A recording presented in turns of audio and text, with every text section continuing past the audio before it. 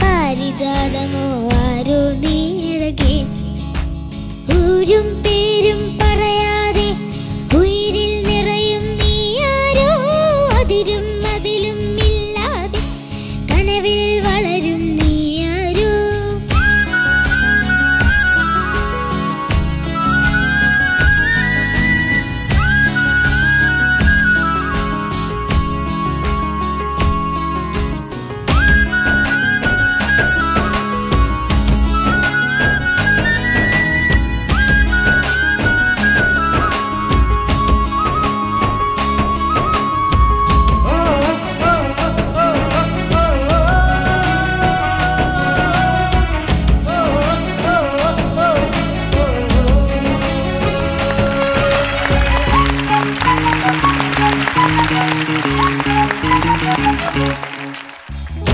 കനകത്തിരികൾ ചിരിയിലണിയും പുലരി വിളക്കായി നിന്ന കണിയോ പകുതി മറഞ്ഞും പകുതി തെളിഞ്ഞും കനവിലൊരു നാൾ കണ്ട മുഖമോ ആദ്യം കാണും ഞൊടിയിലെ ഇത്രയ്ക്കിഷ്ടം വളരുമോ ഇതിലും മുൻപേ എവിടെയോ കണ്ടിട്ടില്ലേ പറയുമോ ഏതേതോ ജന്മ പൂങ്കാവിൻ വഴിയിലോ തേനിമ മൂളുന്ന വാനം വാടിയോ താരമ്പ കണ്ണുള്ള നാണക്കാരിയോ നോക്കുമ്പോ പൂക്കുന്ന പാരിജാതമോ ആരോ നീഴകെ ഊരും പേരും പറയാതെ ഉയിരിൽ നിറയും നീ ആരോ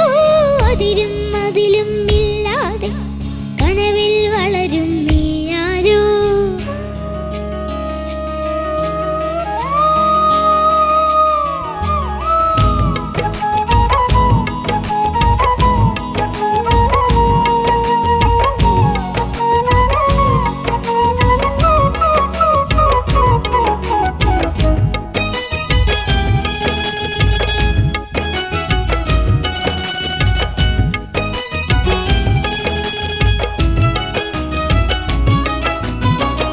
മനസ്സിൽ മയങ്ങും കിളിത്തന്നരികെ അവിഴമഴയായി വന്ന സഖിയോ മൊഴിയിലുതിരും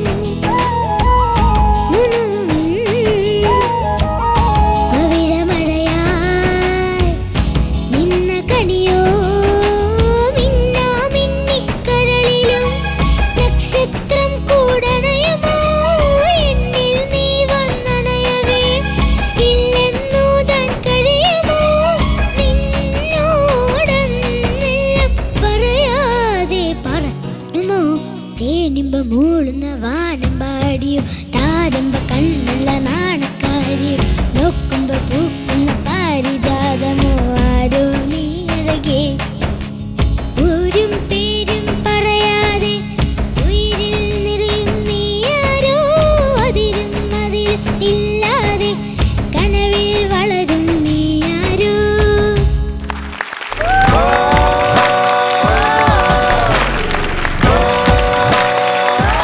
നമ്മുടെ സാംസൺ മമ്മൂക്കെ പോലെ തന്നെ ഉണ്ടായിരുന്നു. ഒന്നുകൂടെ കാണിച്ചു തരാം അത് പാട്ട് പാടിക്കൊണ്ട്. തേനിമ്പ മൂളുന്ന വാനം പാടിയോ താരമ്പ കണ്ണുള്ള നാണക്കാരിയോ നോക്കുമ്പോ പൂക്കുന്ന പാരിജാതമോ ആരോ നീഴകെ. ഈ സ്റ്റെപ്പ് കാണിക്കുമ്പോ ചില ആൾക്കാരൊക്കെ എന്നെ കളിയാക്കി പറയും ഇതെന്തോ കണ്ണി കുത്തുന്നെന്ന്. അല്ല, എനിക്ക് അതിന് മുന്നേ ഇതാരാ എനിക്കറിയണം. ആ ഫോട്ടോയിൽ ആരും ഉണ്ട് ഷാനിക്ക? എനിക്കറിയണ്ട. അത് സീക്രട്ടാ. അത് ഞാൻ പതിയെ പിന്നെ റിവീൽ ചെയ്തോളാം. ഇപ്പൊ റിവീൽ ചെയ്യില്ലേ? ഇപ്പൊ റിവീൽ ഇപ്പൊ പറയണ്ടേ പ്ലീസ്? ഇപ്പൊ പറയില്ല പ്ലീസ് ഒന്ന് പറ. ഭയങ്കര ഒരു കാര്യം ചെയ്യാം. ഷാനിക്കയ്ക്ക് ഞാനൊരു ക്ലൂ തരാം. ഷാനിക്ക ഗസ് ചെയ്യാ ആരാത് ആരാന്ന്. ഏതെങ്കിലും പേര് പറഞ്ഞോ ഷാനിക്ക? ഒന്ന് ഗസ് ചെയ്തേ. ചേച്ചി ചേച്ചിയുടെ ഫോട്ടോ. ചേച്ചിക്ക് പോലും ഇല്ല ചേച്ചിയുടെ പാസ്പോർട്ട് സൈസ് ഫോട്ടോ. ഇതെവിടെ ഒപ്പിച്ചടാ? ഇതൊക്കെ ഞാൻ ഒപ്പിച്ച് ചേച്ചി ഫോട്ടോയാണോ? ഇവിടുന്ന് കാണുമ്പോൾ ഒരു ഫോട്ടോ പോലെ തോന്നുന്നില്ല. അതെ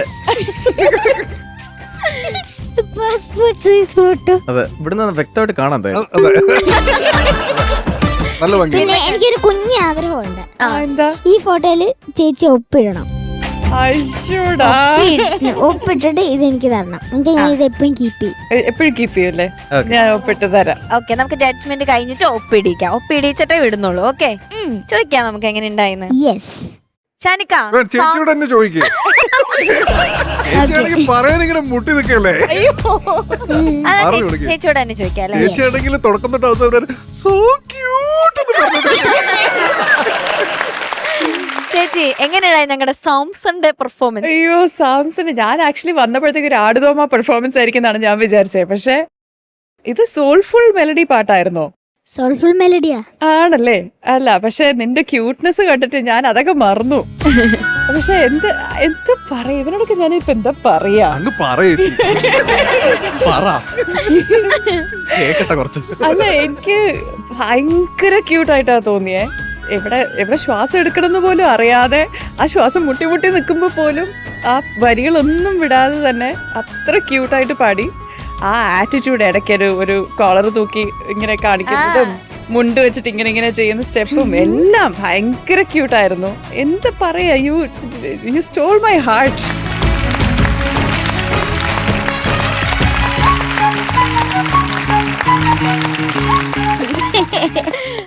നല്ല രസമുണ്ടായിരുന്നു മോനെ, സൂപ്പറായിട്ട് പാടി. Thank you. താങ്ക് യു ചേച്ചി. ഷാനിക്ക പാർത്ഥിവേ, എന്തോ വരി എവിടെയെങ്കിലും മറന്നുപോയായിരുന്നോടാ? അതൊക്കെ ഒന്നും മറന്നു, എന്നാലും ഞാൻ കൈവിട്ടില്ല. എന്ത് കൈവിട്ടില്ല? പാട്ടിന് കൈവിട്ടില്ല. പാട്ട് ഞാൻ ഒട്ടും കൈവിടത്തില്ല. കാരണം വരി തെറ്റായാലും ശരി, ഞാൻ വരികൾ അത് നല്ലൊരു ഇതാണ്. അതെ അത് വേണം. അതെല്ലാ സിംഗേഴ്സിനും വേണ്ട ഒരു ക്വാളിറ്റിയാണ്. ഇടയ്ക്കുന്ന് എന്നൊക്കെ നിന്നെങ്കിലും ഞാനത് എന്നിട്ട് തിരിച്ച് കറക്റ്റായിട്ട് മിന്നിക്കരളിൽ അവൻ കേറി. അതെ, എന്നുവെച്ചാൽ ഇപ്പൊ ഒരു വണ്ടി ഇങ്ങനെ മലയിൽ കയറിക്കൊണ്ട് പോയി പെട്ടെന്ന് തപ്പെടും, പക്ഷെ വീണ്ടും ഫുൾ സ്പീഡിൽ കയറിപ്പോയി. അതുപോലത്തെ ഒരു അവസ്ഥ. അതാണ് അവസ്ഥ അല്ലേ? ഓ ഭയങ്കര അവസ്ഥ. പാർത്ഥിവേ, എനിക്ക് അതാണ് തോന്നിയത്. പിന്നെ ഭയങ്കര രസമായിരുന്നു ഇങ്ങനെ കണ്ടോണ്ടിരിക്കാൻ. അതെ ഭയങ്കര രസമാണ്. അപ്പൊ അതുകൊണ്ട് നമ്മൾ അധികം ഇപ്പം കുറച്ച് ഭാഗങ്ങളിലൊക്കെ ടൈലന്റ് എത്തുമ്പോഴേക്കും ഒന്ന് ചെറുതായിട്ട് ഒന്ന് പിടിയൊക്കെ വീഴുന്നുണ്ട്. ടൈലന്റ് ഒന്നും അത്ര സ്മൂത്ത് ആവണില്ല. പക്ഷെ അതൊന്നും തലയിൽ കൂടെ പോകുന്നില്ല. നമ്മൾ ഇങ്ങനെ നോക്കിയിരിക്കും. അബി ഉറക്കെ പറയും സോ ക്യൂട്ട് എന്ന്, നമ്മുടെ മനസ്സിൽ പറയും. ഭയങ്കര രസമായിരുന്നു ഇങ്ങനെ കണ്ടോണ്ടിരിക്കാൻ കേട്ടോ. ഈ ചിയർഫുൾനെസ് ഒരിക്കലും കളയരുത്. ഓക്കെ, ഇങ്ങനെ ഹാപ്പി ആയിട്ടിരിക്കുക കേട്ടോ. Thank you ഷാനിക്ക. ഹരിച്ചേട്ടാ പാർത്ഥിവേ ഒന്ന് തൊഴട്ടാ ആദ്യം. നീ വരുമ്പോ എനിക്കൊരു പേടിയാ. എന്തിനു പേടിക്കണ? അതൊക്കെ ഉണ്ട്. പേടിക്കണേ. അതെ, എനിക്ക് മാത്രമല്ല പലവർക്കും. പക്ഷെ പറയുന്നില്ലെന്നേ ഉള്ളൂ. എനിക്ക് തോന്നിയത് എന്നെ പഠിപ്പിക്കാനുള്ള എന്തോ ഒരു വഴി. നമ്മളൊക്കെ ഭയക്കുന്ന ഒരു വ്യക്തിയാണ് പാർത്ഥ. ഭയഭക്തിയോടെയാണ് ഇവിടെ നിന്ന് ജഡ്ജ്. ഞാൻ എന്തോ പ്രേതോ? അതെ നീ എന്ത് പറഞ്ഞാലും ഞാൻ അംഗീകരിച്ചിരുന്നു. അതെ അടിപൊളിയായിട്ട് പാടി. Thank you. പിന്നെ എനിക്കും തോന്നിയത് ഇതൊരു സോൾഫുൾ. ഇപ്പൊ ബാക്കിയുള്ള ആൾക്കാർ പാടുമ്പോ അല്ലേ, കണ്ടസ്റ്റൻസ് പാടിയൊക്കെ കേട്ടില്ലേ? അപ്പൊ നമുക്ക് ആ ഒരു കാറ്റഗറിയിൽ ഇത് പെടുത്താൻ പറ്റുമോ എന്നൊന്നും എനിക്കറിയില്ല. അതൊക്കെ ഒരു ഡിബേറ്റിൽ പോവും ഈ പറഞ്ഞ പോലെ. എന്നാലും ഈ പാട്ട് ക്യൂട്ടായിട്ട് വാരി വിതറി പാടി. അതെ കേട്ടോ, രസമായിരുന്നു കണ്ടോണ്ടിരിക്കാൻ. പിന്നെ ഈ പറഞ്ഞ പോലെ ജഡ്ജ്മെന്റിലേക്ക് വരുമ്പം ഈ ലാസ്റ്റ് സ്റ്റാൻസ, അവസാനത്തെ സ്റ്റാൻസയില് ആദ്യത്തെ 3 അത് എന്തോ വേറെ എവിടെയോ പോയി. ആ സമയത്ത് ഫോട്ടോ തപ്പാൻ എന്തോ പോയി, അങ്ങനെ ആലോചിച്ചെന്ന് തോന്നുന്നു അല്ലേ? എന്തോ പറ്റി. അപ്പം അതെ, ബാക്കിയൊക്കെ ഓക്കെ ആയിരുന്നു. സ്റ്റെപ്പൊക്കെ നൈസായിരുന്നു കേട്ടോ. അപ്പൊ അത്രേ ഉള്ളൂ. അടിപൊളി. താങ്ക് യു ഹരിച്ചേട്ടാ. എനിക്കൊന്നും ഈ സൂപ്പർ സ്റ്റാർ ഭയങ്കര ഒരു റിവെഞ്ചായി മാറിക്കൊണ്ടിരിക്കുകയാണ്. നമ്മൾ പണ്ട് നമ്മുടെ വീട്ടിലൊക്കെ പേരൻസ് പറയില്ലേ, എനിക്ക് പറ്റാണ്ട് പോയതൊക്കെ നീ വലുതാകുമ്പോ വേണം എനിക്ക് സാധിച്ചെടുക്കാന്നൊക്കെ. അതും പറഞ്ഞിട്ട് എല്ലാ വീട്ടിലും പിള്ളേർ ഇങ്ങോട്ടേക്ക് വിട്ടിരിക്കുക. ഇതിന്റെ പിന്നിലൊരു കഥയുണ്ട്. ഇവിടത്തെ കാര്യം എന്താന്ന് വെച്ചാ, നമ്മുടെ പാർത്ഥിവുട്ടന്റെ അച്ഛനാണ് 18 വർഷം മുന്നേ സൂപ്പർ സ്റ്റാറിന്റെ ഫസ്റ്റ് ഓഡിഷനിലെ നമ്പർ 1 ആള്. ഓഡിഷനിൽ പാടിയ ആള് പാർത്ഥിവിന്റെ അച്ഛനാണ്. യെസ്, അടിപൊളി. അച്ഛനൊന്ന് വിളിച്ചാലോ? വിളിക്കാം. യെസ്. അപ്പൊ ആ ചെസ് നമ്പർ 1 പ്രശാന്ത് ഏട്ടനെ ഒന്ന് ഞാൻ വേദിയിലേക്ക് സ്വാഗതം ചെയ്യാണ്.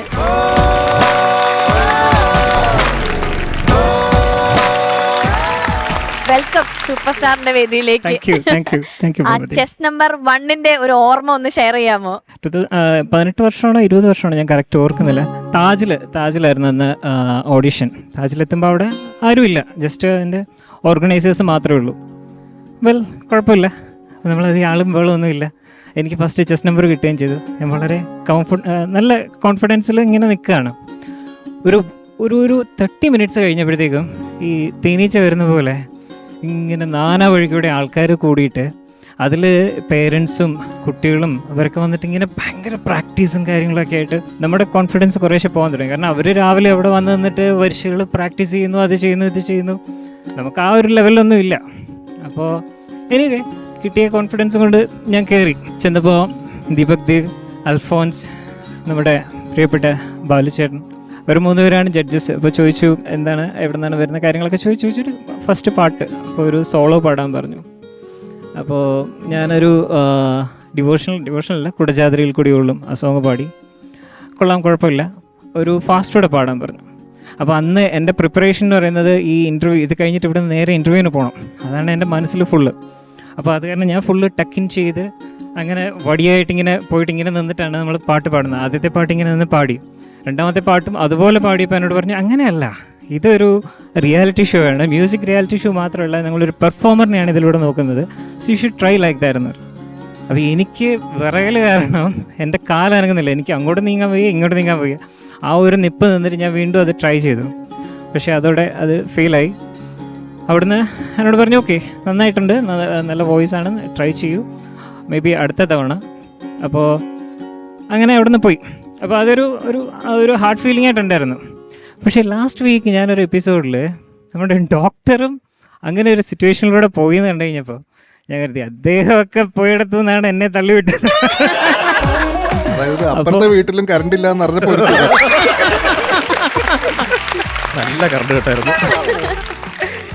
അല്ല അതൊരു വലിയ ഭാഗ്യമായിട്ട് ഞാൻ ഈ നിമിഷത്തെ കാണുന്നു. കാരണം അങ്ങനെ ഒരു വേദിയിൽ, അതേ വേദിയിൽ, അങ്ങനെ ഒരു വേദി എന്നല്ല, അതേ വേദിയിൽ മോനിലൂടെ ഈ ഒരു വേദിയിൽ വന്ന് നിൽക്കാൻ കഴിഞ്ഞത് വലിയ ഭാഗ്യമായിട്ട് കാണുന്നു. Thank you so much. ഈ പാർട്ടിയോട്ടൻ ഇങ്ങനെ തന്നെയാണോ? ഭയങ്കര കുറുമ്പാണോ വീട്ടിൽ? ഫുൾ ടൈം ഇതുപോലെ ഒരു റെസ്റ്റ്ലെസ്, ടു ബി ഓണസ്റ്റ്.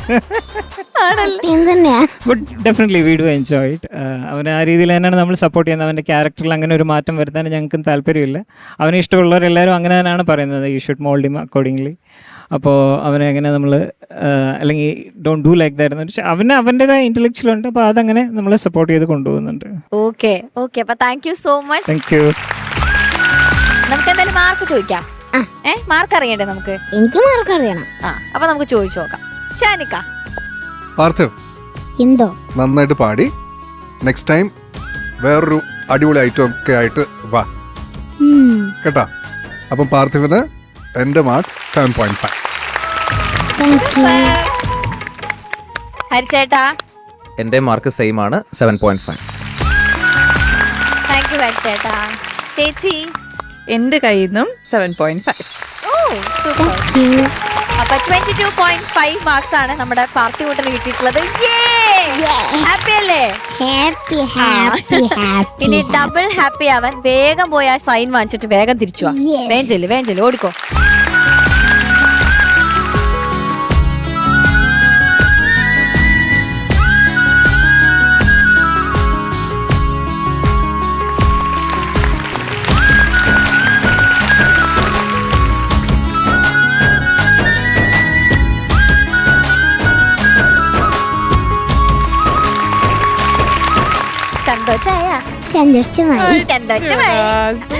അപ്പോ നമ്മുടെ അടുത്ത റൗണ്ടില് നമുക്ക് പൊളിക്കണം. പൊളിക്കല്ലേ? പൊളിക്കും. അപ്പൊ all the best. Thank you. Bye. By.